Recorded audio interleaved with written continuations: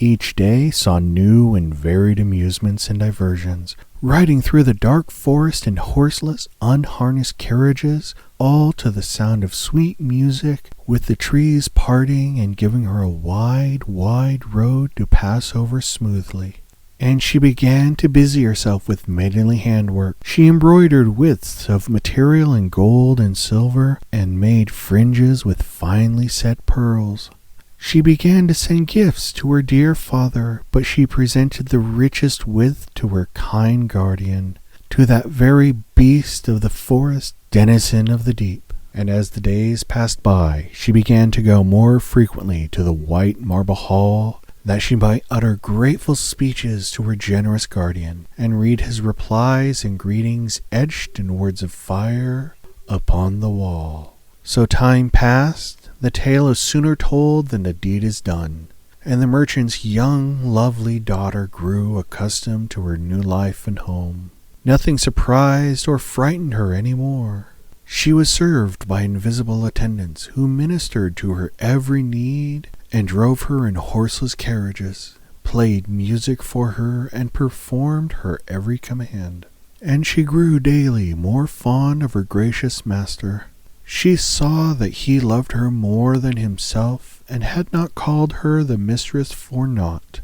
And she longed to hearken to his voice. She longed to converse with him without entering the white marble chamber, without reading the words of fire. She began to beg and pray, but the beast of the forest, denizen of the deep, would not consent to her entreaties, for he feared that his voice would terrify her. But she continued to beg and beseech her kind guardian, and he could not refuse her any longer. Finally, he wrote in words of fire for the last time upon the marble wall, "Come into the garden today.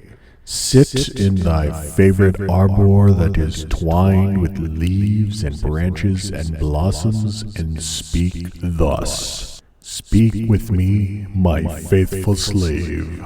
Barely a moment passed, then the merchant's lovely young daughter ran into the gardens, entered her favorite arbor twined with leaves and branches and blossoms, and sat on the brocade-covered bench. Out of breath, her heart beating wildly, like that of a trapped bird, she uttered these words: "Fear not, my kind and gracious master, that thou wilt frighten me with thy voice. After all thy kindness, I would not fear a wild beast's roar. Be not afraid. Speak with me." She heard the sound of someone sighing behind the arbor, and a terrible voice gave out, wild and snarling, hoarse and gruff, though it was speaking low as yet. And the merchant's lovely young daughter at first gave a start at the sound of the beast of the forest, denizen of the deep. Yet she mastered her terror and did not show she was afraid. Presently she began to listen to his kindly and welcoming words, his wise and prudent speeches, and her heart grew light. From that time on there was constant talk between them, nearly the whole day long, as they walked in the verdant gardens, or drove through the dark forests, or rested in the lofty chambers of the palace. The merchant's lovely young daughter only had to ask, "Art thou there, my good and gracious master?" And the beast of the forest, denizen of the deep, would reply, "I am here, my fair mistress, thy faithful slave, thine eternal friend." His wild and terrible voice made her afraid no longer, and they would have tender talks that had no end. Time passed, whether fast or slow, I do not know. The tale is sooner told than the deed is done, but it was not long before the merchant's lovely young daughter longed to see the beast of the forest, denizen of the deep, with her own eyes, and she began to beg and beseech him. For a long time he did not consent, afraid of frightening her, for he truly was a terrible sight to behold, more ugly than words can tell or a pen can depict.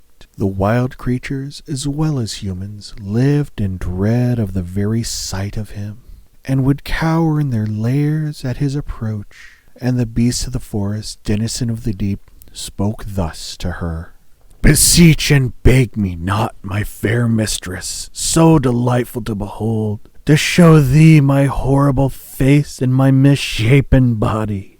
To my voice thou art now accustomed. We live together in peace and concord, and scarcely are we ever apart, and thou lovest me for my untold love for thee. Yet if thou shouldst see me as I am, hideous and horrible, thou wouldst hate me, unfortunate that I am, and drive me from thy sight, and I should die of grief, parted from thee. But the merchant's young, lovely daughter would not hearken to his words, and entreated him more earnestly than before, vowing that no terrible monster on earth would frighten her, and that she would never cease to love her own kind master. And she said unto him, If thou art old, then be my grandfather. If thou art of middle years, be my uncle.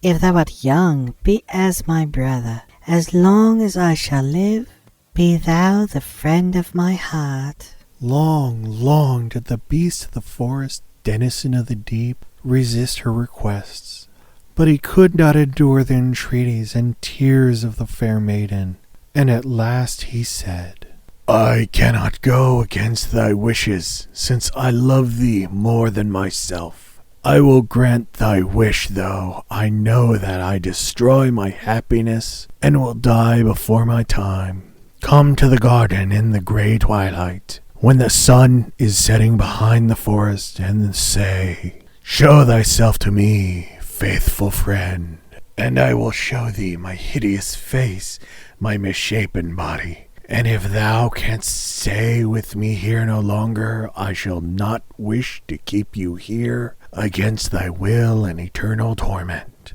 Thou wilt find my gold ring beneath the pillow in thy bedchamber. Put it on thy little finger of the right hand, and thou wilt find thyself in thy dear father's house, and never more shalt thou hear of me. Unalarmed and unafraid, the merchant's lovely young daughter was firm in her resolve. Straightway, not dallying for an instant, she went into the garden to await the appointed hour. And when gray twilight came and the sun was sinking behind the forest, she called, Show thyself to me, my faithful friend. And at a distance, the beast of the forest, denizen of the deep, showed himself to her. He did but walk across the path, and quickly disappeared into the thick bushes. But when the merchant's lovely young daughter caught sight of him, she waved her lily-white hands, let out a cry of anguish, and fainted upon the path. For dreadful indeed was the beast of the forest, denizen of the deep. His arms were crooked, he had the talons of a wild beast, the legs of a horse, and great camel humps before and behind. He was covered in hair from head to foot. He had a boar's tusks sticking out of his mouth, a nose curved like an eagle's beak, and the eyes of an owl.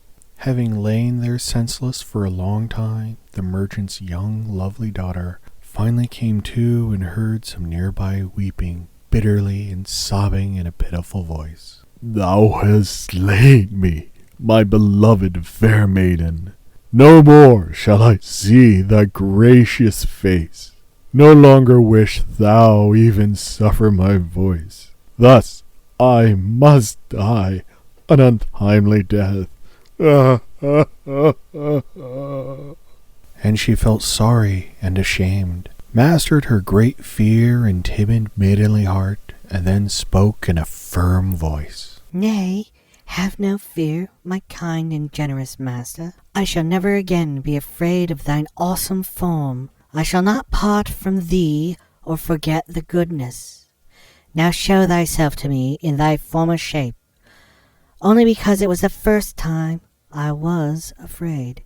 The beast of the forest, denizen of the deep, showed himself to her in his awesome form, hideous and misshapen, but he did not venture near, however much she called him.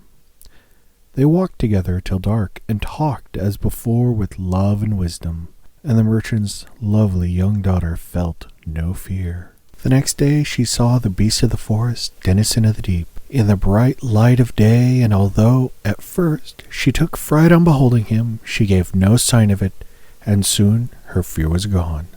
Now they conversed together more than before. The whole day long they were together. At dinner and supper they ate their fill of sweetmeats and refreshed themselves with meads. Then they wandered through the verdant gardens and drove through the dark forests in a horseless carriage. And not a little time passed by. The tale is sooner told than the deed is done. But one night, in her sleep, the merchant's lovely young daughter dreamed that her father was lying sick, and an inconsolable grief fell upon her. When the beast of the forest, denizen of the deep, saw her in grief and tears, he, too, was sorely grieved, and asked the reason for her grief and tears. So she related to him her unhappy dream, and begged his leave to visit her dear father and beloved sisters. And the beast of the forest, denizen of the deep, pronounced these words, "What need hast thou of my leave? Thou hast my gold ring. Put it on the little finger of thy right hand, and thou wilt at once find thyself in thy father's house. Remain with him as long as thou wilt. But this I say unto thee, if thou dost not return at the end of 3 days and nights, thou wilt not find me on this earth. I shall die that very instant, because I love thee more than myself, and cannot live without thee." She began to reassure him with solemn words and vows that she would return to his lofty palace exactly 1 hour before 3 days and 3 nights expired. Taking leave of her master, kind and gracious, she put the gold ring on the little finger of her right hand and found herself in the spacious courtyard of the merchant, her own dear father. She went up to the high porch of his stone mansion, and all the servants and attendants came running to meet her with a great clamor and shouting. And her beloved sisters ran to greet her, and, when they saw her, were filled with wonder at her maidenly beauty and her royal apparel. Taking her by her lily-white hands, they led her to her dear father. Her father was lying sick and woeful, for he had pined for her day and night, shedding bitter tears. And he could hardly credit his good fortune when he saw his beloved youngest daughter, so good and sweet and fair, and he marveled at her maidenly beauty and her royal apparel. For long they kissed and embraced and comforted one another with tender words. Then she told her dear father and beloved elder sisters of her manner of life with the beasts of the forest, denizen of the deep, all there was to tell, not withholding a single thing. And the merchant rejoiced at her rich and royal life, and marveled that she had grown accustomed to the sight of her terrible master, and that she was unafraid of the beasts of the forest, denizen of the deep. He himself trembled and shook at the mere memory of him. But the elder sisters were envious of her, hearing of her younger sister's countless riches and royal power she had over her master, as if he were her slave. That day passed like a single hour, and the second day went by like a minute. And on the third day, the elder sisters set to persuading their younger sister not to return to the beasts of the forest, the denizen of the deep. Let him perish, even as he deserves. But their dear guest, the youngest sister, grew angry with her elder sisters, and spoke these words unto them. If I repay my good and gracious master by a cruel death for all of his kindness and ardent, boundless love, then I shall not be worthy of living in his world, and I should be given to wild beasts to tear me apart. Her father, the honest merchant, praised her for these noble words, and it was decided that his beloved youngest daughter, good and kind, would return exactly 1 hour before the appointed time to the beasts of the forest, denizen of the deep. But the sisters were resentful and devised a plan cunning and unkind. They put back by a full hour all the clocks in the house, without the merchant or all his loyal servants and attendants knowing of it. And when the real hour arrived, the merchant's lovely young daughter felt pain and heartache, as if something was chafing at her, and she looked constantly at her father's clocks, the English and the German, but they showed it was too early to set off on her distant journey. All the while, her sisters were telling and asking her about this and that, so as to detain her. At last, her heart could bear it no longer. The merchant's lovely young daughter, her father's favorite, bade farewell to the honest merchant, her dear father, received his blessing, and bade farewell to her elder sisters, to the faithful servants and the attendants. A minute before the appointed hour, she put the gold ring on the little finger of her right hand and found herself in the white stone palace, in the lofty chambers of the beast of the forest, denizen of the deep. She wondered why he did not meet her, so she cried in a loud voice, "Where art thou, my gracious lord, my faithful friend? Why dost thou not meet me? I have returned earlier than the appointed time by a full hour and a minute." No answer came. No greeting hailed her. There was a deathly silence. In the verdant garden, the birds were not singing their heavenly songs. The fountains of water were not cascading. The clear springs were no longer babbling. And no sweet music played in the lofty chambers. The merchant's lovely daughter was full of foreboding and felt a shudder pass through her heart. She ran through the lofty chambers and the verdant gardens, calling her gracious master in a voice of despair, but no answer or greeting or responding call was anywhere to be heard. Then she ran to the grassy mound where grew in beauty her beloved little scarlet flower, and she beheld the beast of the forest, denizen of the deep, lying on the mound, clasping the little scarlet flower in his misshapen paws. She thought at first he had fallen asleep while awaiting her and was now in a deep slumber. Gently, the merchant's lovely young daughter began to wake him, but he did not hear her, and she began to rouse him more strongly, seizing him by his shaggy paw. Then it was that she saw that the beast of the forest, denizen of the deep, was not breathing. He was lying as one dead. Her eyes grew dim, her legs gave way, and she fell to her knees. She put her lily-white arms around the head of the gracious master, that hideous, horrible head, and she cried in a voice of anguish, "Arise, awake, O friend of my heart. I love thee as my cherished sweetheart." No sooner had she uttered these words than lightning flashed on every side.